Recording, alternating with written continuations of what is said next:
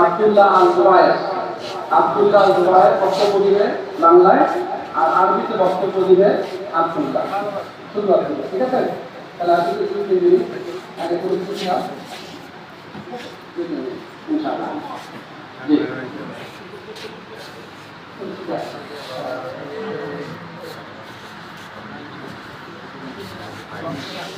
তাহলে ধরুন ছাত্রদের পক্ষ থেকে বক্তব্য বাংলায় দিবে আব্দুল্লাহ জুবায়ের, ইসলামের ইতিহাস ও সংস্কৃতি, আর আরবিতে দিবে আব্দুল্লাহ, সে হলো আল আজিজ মাদ্রাসাত ইসলামিয়া।